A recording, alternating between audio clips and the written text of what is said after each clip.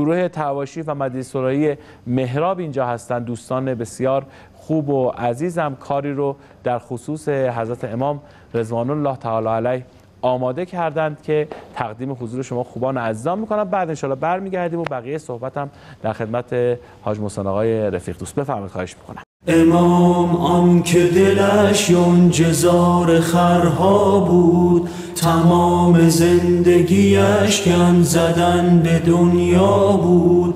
نگاه دیوی او قاب عکسی از خفاش، که جنس له شده نعشش مقوا بود. سرش تا پاله گاوان و رو تنش ترشید، لبش پر از زر فتوا و بمب و دعوا بود. چو رد روغن او از ته کفن پیدا، نشون رفتن و پایان عمر عظما بود. دوباره آمد و چنگیز را تجسم کرد، امام دیکتاتورای تمام دنیا بود.